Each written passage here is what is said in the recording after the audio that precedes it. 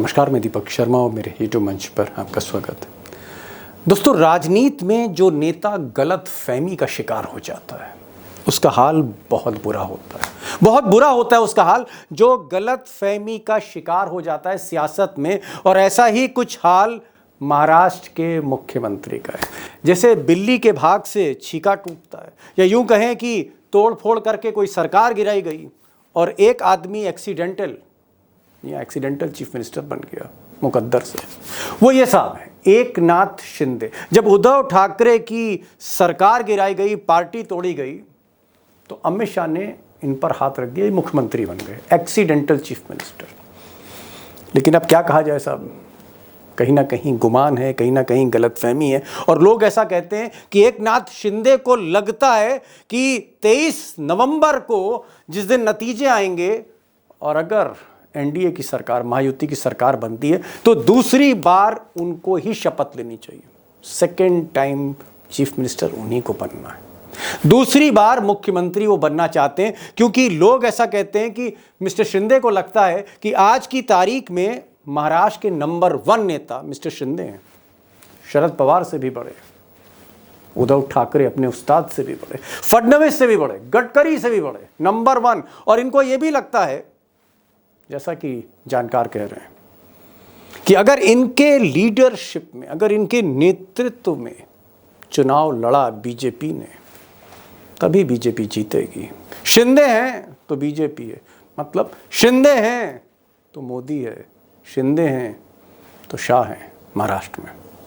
अब दोस्तों, राजनीति में सपने देखना, बड़े सपने देखना कोई गुनाह नहीं है, और गलत फहमी का शिकार कोई भी हो सकता है। लेकिन शिंदे साहब की जो कहानी, इस कहानी की जो ट्रेजेडी है, जो बदकिस्मती है, वो ये है कि ये कहानी वक्त से पहले ये दिल्ली पहुंच गई, मुंबई से दिल्ली पहुंच गई, और दिल्ली में मोदी और शाह के दरबार में कहानी पहुंच गई। फिर क्या होना था, मोदी जी के चाणक्य ने कबूतर के पर कतर दिए, दिए की जो लौ थी वो कम कर दी। आप कह सकते हैं कि अरमानों पर, शिंदे साहब के अरमानों पर पानी फेर दिया, या यूं कहूँ शिंदे साहब को 440 वोल्ट का झटका लग गया। हालांकि शिंदे साहब ने किसी को जाहिर नहीं किया, और वो जब दिल्ली आए, अमित शाह से मिले और उसके बाद मीडिया से भी बात करी, तो उन्होंने अपने चेहरे पर उस टेंशन को, उस बेचैनी को झलकने नहीं दिया। खैर, सियासत में बेचैनी वैसे भी चेहरे पर दिखती नहीं है। बहरहाल, बीच चुनाव ये फैसला हुआ है, और ऐसा लोग कह रहे हैं, जानकार बता रहे हैं कि मोदी और शाह शिंदे को किनारे कर रहे हैं, अजीत पवार को किनारे कर रहे हैं। और हो सकता है कि अगर एनडीए चुनाव जीत भी जाए, महायुति चुनाव जीत भी जाए, 23 नवंबर को अगर बीजेपी जीत भी जाती है, शिंदे तो भी नहीं बन रहे हैं। Big tragedy. मुझे मेरी जो जानकारी है दीपक भाई, कि एकनाथ शिंदे चाहते थे कि उनको मुख्यमंत्री का चेहरा आने वाले जो अभी चुनाव है महाराष्ट्र विधानसभा की, उसमें डिक्लेयर किया जाए।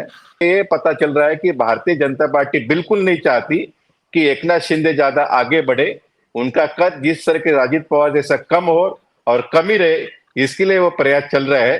अब दोस्तों, सवाल सिर्फ शिंदे साहब का नहीं, सिर्फ इन्हीं की बदकिस्मती नहीं है। ये जो दूसरे भाई साहब हैं, अजीत पवार साहब, इनके भी अच्छे दिन जैसा लगता है अचानक चले गए। अचानक अच्छे दिन इनके हाथ से चले गए हैं, और किसी समय में जितनी बड़ी बड़ी भ्रष्टाचार की जांचें थी, सब इनकी ख़त्म की जा रही थी। मोदी मेहरबान थे, शाह मेहरबान थे, शरद पवार की पार्टी इन्होंने तोड़ दी थी, चाचा की पार्टी तोड़ दी थी। तो इनकी तूती बोल रही थी 4 जून से पहले। लेकिन 4 जून का जब चुनाव के नतीजे आए, उस दिन मोदी और शाह को एहसास हो गया कि इन दोनों से बात बनेगी नहीं।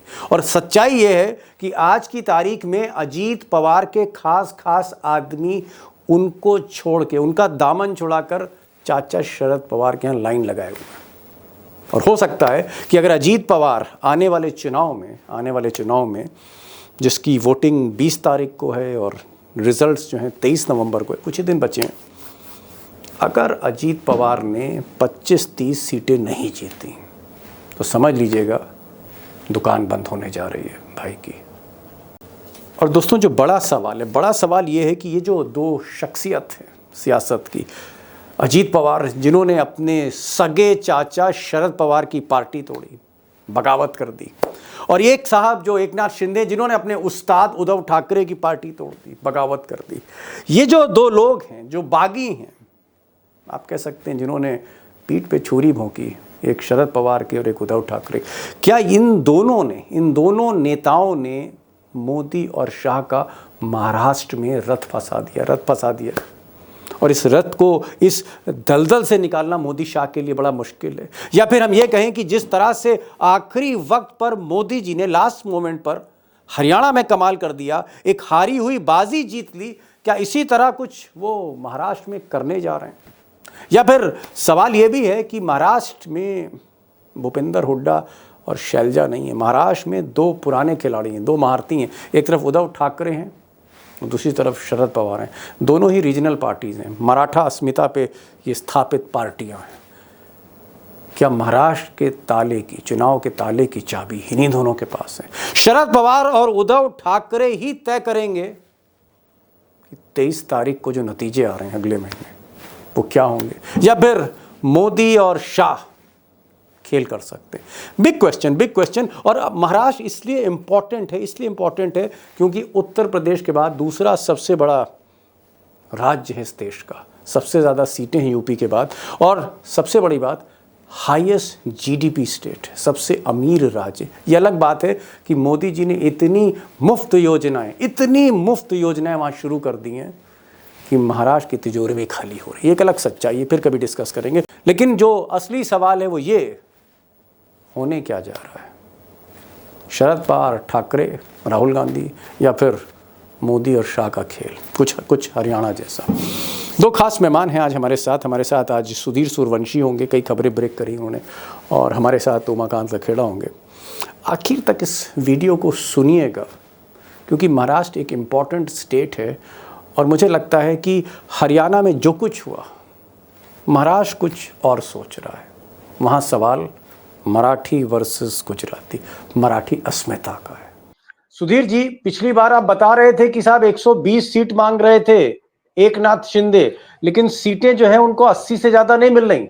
40 सीटें खाते से घटा दी कलम के एक जोर से अमित शाह ने।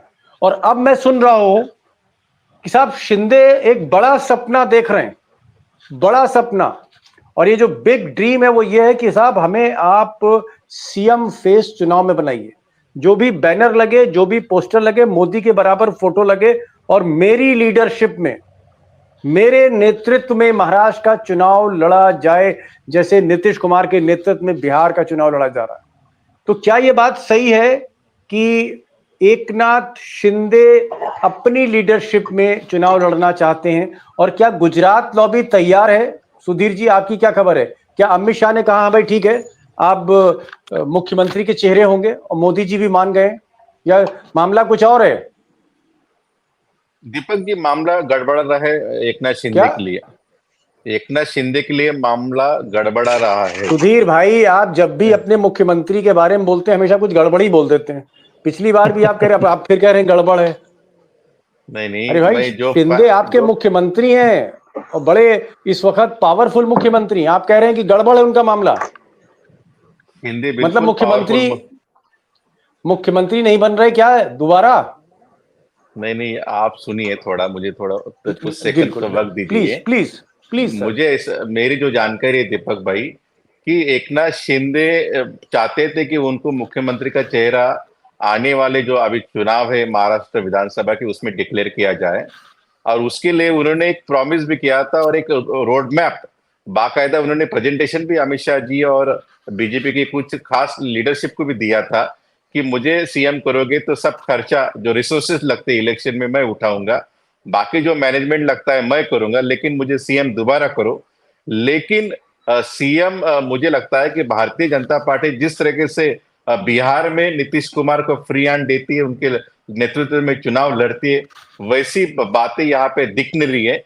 शिंदे का मुझे लगता है कि उनका स्क्रू टाइट करना शुरू कर दिया है, और उसे मुझे ये पता चल रहा है कि भारतीय जनता पार्टी बिल्कुल नहीं चाहती कि एकनाथ शिंदे ज्यादा आगे बढ़े, उनका कद जिस तरह के राजीव पवार जैसा कम हो और कम ही रहे, इसके लिए वो प्रयास चल रहा है।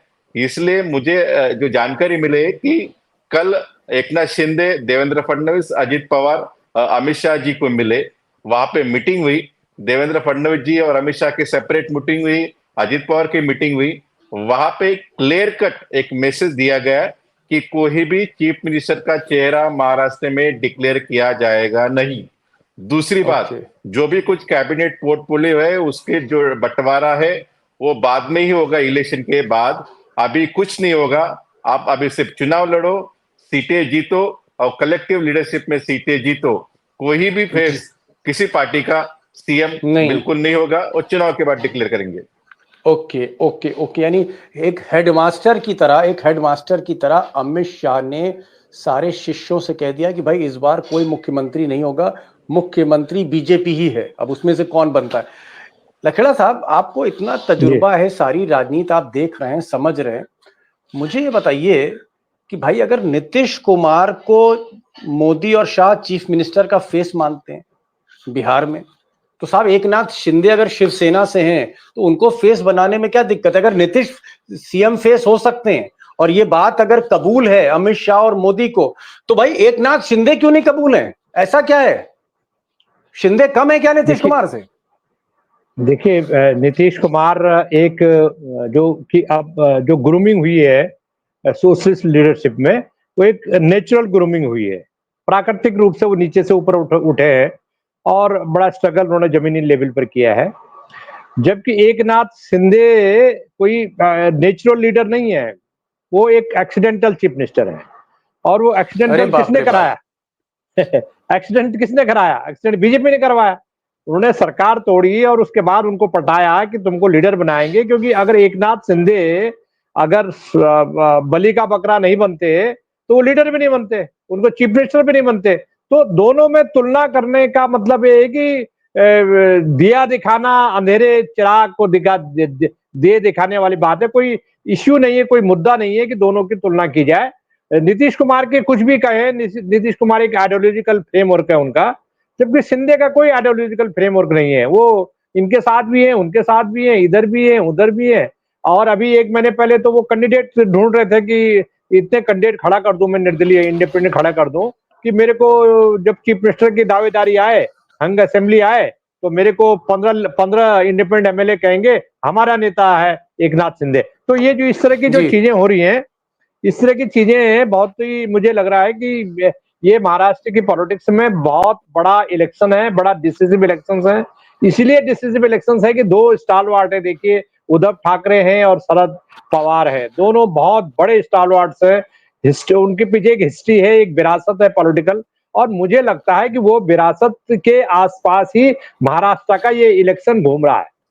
लखड़ा साहब कह रहे हैं कि साहब नीतीश कुमार एक बुनियादी नेता हैं, बड़े समाजवादी नेता हैं और आज की तारीख में सीनियर मोस्ट नेताओं में एक हैं, जबकि ये जो शिंदे साहब हैं जो मुख्यमंत्री दोबारा बनने के सपने देख रहे हैं, ये एक एक्सीडेंटल चीफ मिनिस्टर हैं।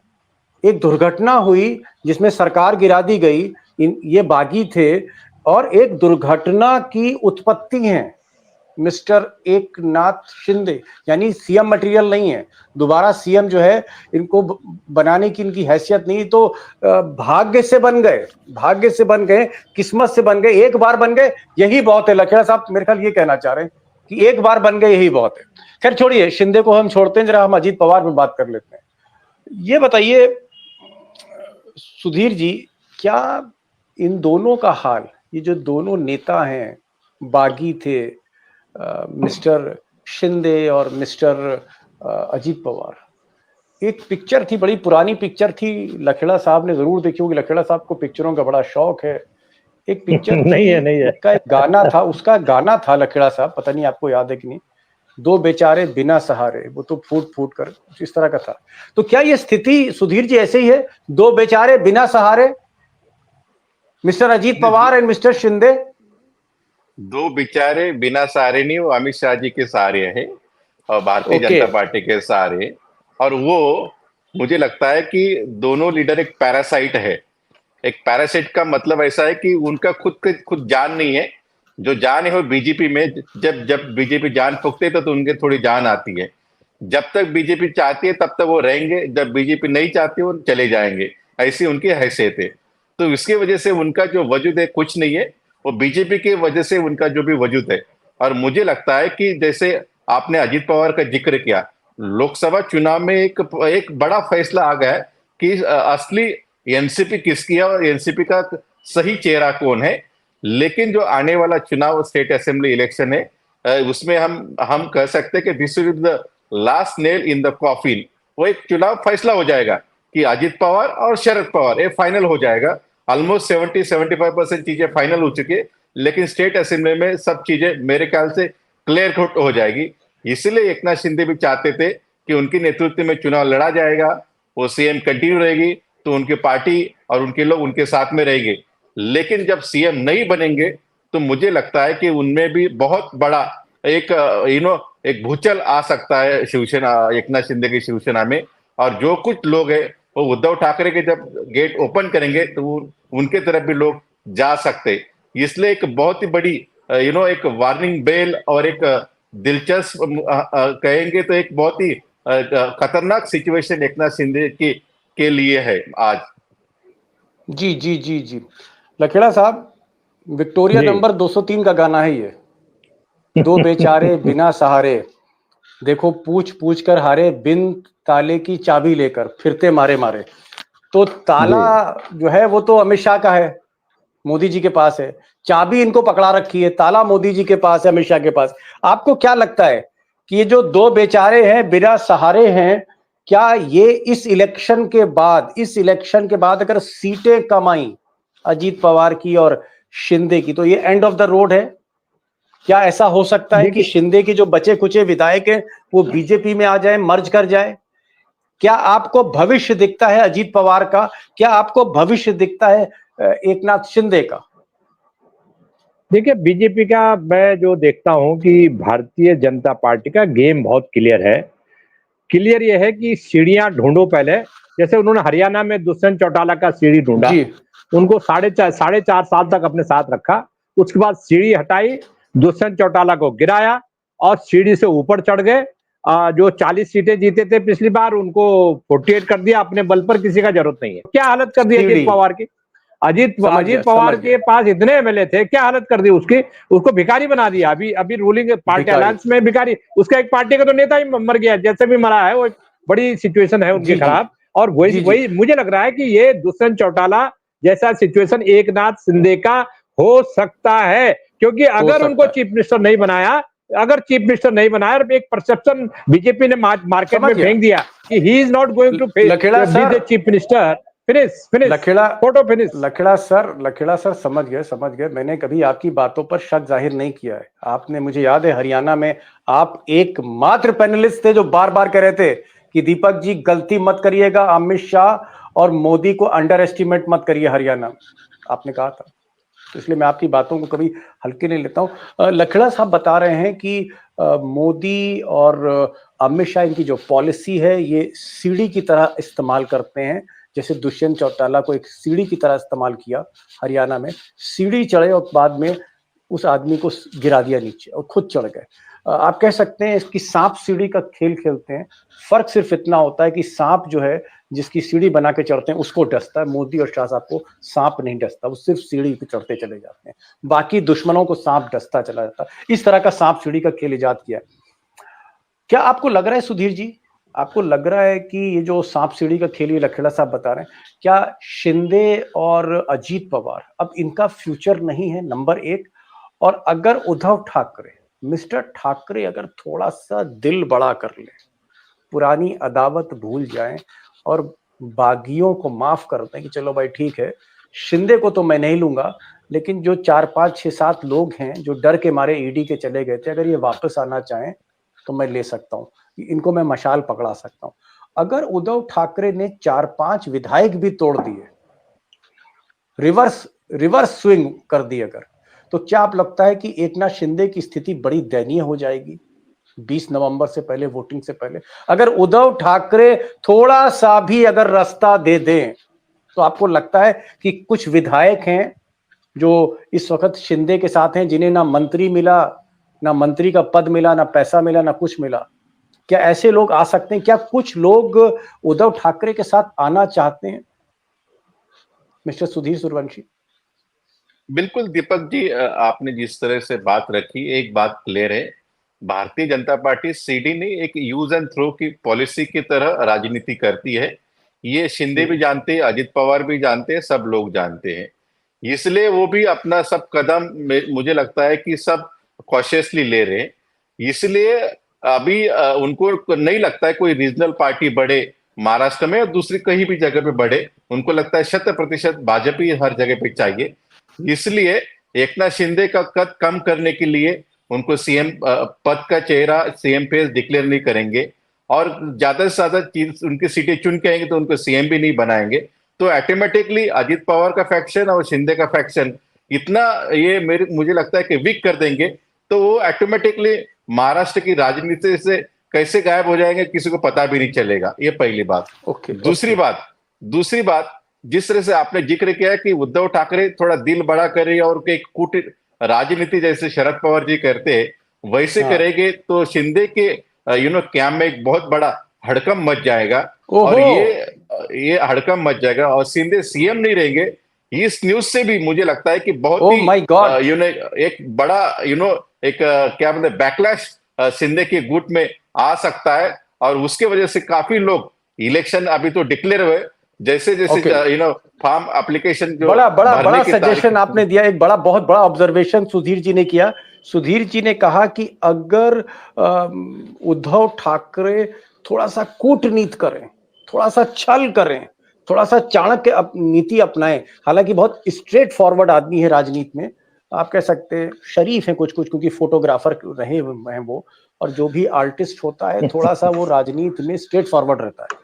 अगर थोड़ा सा छल करें मिस्टर उद्धव ठाकरे तो हड़कंप मच सकता है। एक नाथ शिंदे के खेमे में कई विधायक अपनी ओरिजिनल पार्टी को लौटना चाहेंगे। एक चीज और बता दीजिए फिर मैं लखेड़ा साहब के पास आ रहा हूं। Sudhir ji, let me be very frank, और मैं ये जानना चाह रहा हूं कि आज की तारीख में क्या आपको लग रहा है कि अगर ठीक तरह से सब कुछ रहा, ऑल इज वेल, क्योंकि टिकटों का थोड़ा पंगा जो है वो महाविकास अघाड़ी में भी है, वहां भी थोड़ा बहुत टसल है, टिकटों की टसल है डिस्ट्रीब्यूशन को लेकर। अगर सब कुछ ठीक रहा, ऑल इज वेल हो जाता है, तो क्या शरद पवार, उद्धव ठाकरे और राहुल गांधी ये तीनों मिलकर सरकार बना सकते हैं महाराष्ट्र में? क्या आपको लगता है उनके पास एज है?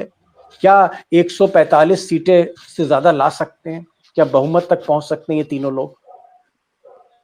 देखो दीपक जी, इसका आंसर मुझे लगता है 1 लाइन नहीं, थोड़ा 2 लाइन में हम देना चाहते हैं। क्योंकि हम देखेंगे कि विदर्भा में जिस तरीके से कांग्रेस ने एक बहुत बड़ा बाउंस बैक दलित, मुस्लिम और आदिवासी और कुनबी वोटों के साथ किया है, वहां पे डीएमके नाम का फैक्टर बहुत ही तेजी से चला, दलित, मुस्लिम और कुनबी, और कांग्रेस का एक पुराना जनाधार है वो वापस आ गया।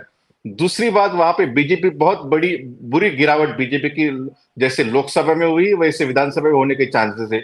वही बात मराठवाड़ा में मराठा रिजर्वेशन जरांगे पाटिल की वजह से वहां भी बीजेपी की हालत काफी पतली है। और तीसरी बात, शरद पवार की वजह से उनका जो बाउंस बैक हुआ है लोकसभा में, उनकी वजह से वेस्टर्न महाराष्ट्र में शरद पवार भी काफी पावरफुल उभरे। तो उनको स्पेस कहाँ है? उनको स्पेस है कोंकण, खानदेश, नॉर्थ महाराष्ट्र रीजन और बंबई में तो मुझे लगता है कि वहां पे मामू फैक्टर काफी चलता है। मामू है कि मराठी और मुस्लिम, मराठी 30% और मुस्लिम 18%, वो दोनों एक साथ जुड़ गए तो भारतीय जनता पार्टी के जिस तरह से उनकी सीटें गिरी उसी तरह से सीटें विधानसभा में गिर सकती है। और उनके लिए एक रिलीफ का फैक्टर है खानदेश यानी कि नॉर्थ महाराष्ट्र में जिस तरह से 2 लोकसभा की सीटें वहां पे जीती वैसी हालत बिल्कुल नहीं रहेगी। इस तरह के विधानसभा में लोकल फैक्टर ज्यादा मजबूत होंगे। वहां पे शरद पवार और उद्धव ठाकरे और कांग्रेस की सीटें काफी अच्छी तरह से आएंगी। वहां पे 50-50 भी हो सकता है, जैसे वहां पे वन साइड बीजेपी आई थी लोकसभा में, वैसे वन साइड बिल्कुल नहीं आएगी। वहां पे 50-50 होगी तो उनके लिए मुझे लगता है कोंकण और दूसरा कोई एरिया ही नहीं बचता कि उनके बाउंस बैक होने में और ज्यादा सीटें लाने में। तो क्या मैं इस चीज पर पहुंचूं, मैं जो निष्कर्ष निकालूं आपकी बातचीत का, एक ऐसा पत्रकार जो महाराष्ट्र की राजनीति को 24/7 सुबह शाम रात हर वक्त आप राजनीति में जीते हैं, क्या मैं आपकी बात ये मानूं कि विकास अघाड़ी शरद पवार, उद्धव ठाकरे और राहुल गांधी मिलकर सरकार बनाने जा रहे हैं 23 नवंबर को? मैं ये मानूं उसे मिस्टर सुधीर? नहीं, आज की तारीख में हम जब सब चीजें देखते हैं लोगों से बात करते, सोशल एक्टिविस्ट से बात करते, जनरल पब्लिक से बात करते, लोगों में एक सेंटीमेंट, आज मैं कुछ लोगों से मिला जो नॉन पॉलिटिकल है, उनको में एक मैसेज है कि अंडर द शिंदे लीडरशिप और बीजेपी के वजह से जो महाराष्ट्र का जो इकोनॉमी था, महाराष्ट्र की जो वाइब्रेंसी थी, ये बहुत बुरी हालत में आज है। महाराष्ट्र एक बीमारू स्टेट के तरफ अपना मार्गक्रमण कर रहा है। तो लोग बहुत टेंशन में, जो बिजनेसमैन है वो बोलते थे कि पहले 10% देना था, अभी 20% पे चीज चली गई। एक प्रोजेक्ट पास करने के में पहले 2 महीना लगता था, अभी 2-2 साल लगता है, लेकिन पैसा भी डबल लग रहा है। तो करप्शन तो बढ़ गया है, कमीशन बढ़ गया है, लेकिन इंडस्ट्री यहाँ पे आ नहीं रही है, यहाँ पे जॉब जनरेट नहीं हो रही है। तो इसलिए जो नॉर्मल, जिसको हम कॉन्शियस ऐसे लोग हैं, वो डिस्कशन करें कि महाराष्ट्र की हालत काफी बुरी है। इसलिए लोगों में एक बेचैनी दिख रही है मुझे, जो लोग पढ़ रहे हैं, बहुत बड़ी बात बेचैनी दिख रही है। सुधीर भाई, बहुत मजा आता है आपकी बातें सुनने में, आपके विचार सुनने में। आपने बड़ी बात कही, आपने कहा कि जो मुंबई, जिसने कलकत्ता को पीछे छोड़ दिया, चेन्नई को पीछे छोड़ दिया, हैदराबाद को पीछे छोड़ दिया, गुजरात को पीछे छोड़ दिया, सबसे हाईएस्ट जीडीपी स्टेट हो गया, वो महाराष्ट्र, वो हमारी कॉमर्शियल कैपिटल, वो आप कह सकते हैं कि जहां शेयर मार्केट से लेकर कॉर्पोरेट है, जो इस देश को धंधा देता है, पैसा देता है, जिससे देश चलता है, उसका हाल बीमारू राज्य जैसा हो रहा है, बीमारू राज्य हो रहा है। महाराष्ट्र की ये स्थिति हो रही, और इसको लेकर जो महाराष्ट्र के लोग हैं, जो इंडस्ट्रियलिस्ट हैं, जो लोग सोचते हैं देश के बारे में, वो चिंतित हैं। और उसके लिए वो सोचते हैं कि ये जो शिंदे टाइप की जो पॉलिटिक्स हो रही है, अमित शाह मोदी जी जो कर रहे हैं, चीर फाड़ तोड़ फोड़ जो कर रहे हैं, ये गलत कर रहे हैं। एक लास्ट लाइन लकड़ा साहब आपसे लेना चाहूंगा, लास्ट लाइन आपको लगता है, और क्योंकि समय हो चुका है, बस मुझे लगता है 30 सेकंड बचे, क्या मैं मानूं कि गेम अभी ओपन है, गेम वाइड ओपन है, कोई भी जीत सकता है, या फिर महाविकास अघाड़ी आपको लगता है कि जीत सकती है बासी इस बार, उसको एज है? देखिए, मैं ये मानता हूं कि महाराष्ट्र जो है में 2 बड़े दिग्गज हैं, मतलब उद्धव ठाकरे हैं और शरद पवार साहब है, कांग्रेस तो है ही। तो ये एक मैच्योर्ड लीडर हैं और इनके एक क्रेडिबिलिटी है। दूसरा, महाराष्ट्र, अक्रॉस महाराष्ट्र जो रूरल बेल्ट है, जो सिटीज है, पुणे से लेकर के बम्बई तमाम, नागपुर, ये एक अंडर करंट है कि देखिए गुजराती, एंटी गुजराती फीलिंग्स, और ये गुजराती फीलिंग्स कब शुरू हुई? जब Modi and Amit Shah power control कर रहे हैं दिल्ली से। ऐसा लग रहा है जिस तरह से इंडस्ट्री जो है शिफ्ट हुई है पूरे महाराष्ट्र से, शिफ्ट गुजरात की तरफ शिफ्ट हुई है, वहां की इकोनॉमी पे गुजरात के लोग कैप्चर कर रहे हैं। एक पुराना झगड़ा, मुझे लग रहा है कि वो झगड़ा दोबारा सरफेस हो गया है। और दूसरी बात एक छोटा सा है कि जो एंटी इनकम्बेंसी फैक्टर है महाराष्ट्र में, प्रो इनकम्बेंसी नहीं है। देखिए, इनसिक्योरिटी, बाबा सिद्दीकी को दिन दहाड़े मार दिया, इस तरह के लोगों में इनसिक्योरिटी फैल गई। कौन जिम्मेदार है?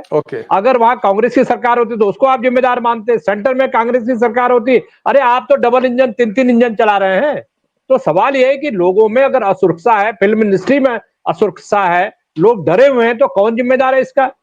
कोई आंसर है, कोई जवाब है? कौन किसको मार दे, कहां मार दे? तो ये जो फीलिंग है लोगों के मन में, ये जो अंडर करंट है, मुझे लगता है कि ये भारी पड़ेगा एंटी इनकम्बेंसी जो फैक्टर है शिंदे सरकार के खिलाफ। और एक बात छोटा सा, कि ये जो सरकार अभी बनी है, ये डकैती करके सरकार बनी है, ये लूटपाट करके सरकार बना रखा है, ये कोई इलेक्टेड गवर्नमेंट नहीं है। आप ध्यान रखें इस बात का। शिंदे सरकार को कोई जनता का सपोर्ट नहीं मिला चीफ मिनिस्टर बनाने के लिए, वो सरकार गिरा करके, तोड़ करके, अजीत पवार को तोड़ करके, तो ये अननेचुरल है, अप्राकृतिक है। तो मुझे लग रहा है कि जनता को ये फीलिंग है, जनता हर्ट है कि हमने किसी को वोट दिया, चीफ मिनिस्टर कोई और हो गया, और बीजेपी उसके सरदार बन के घूम रही है। तो ये बड़ा इंपॉर्टेंट इलेक्शन होगा जी।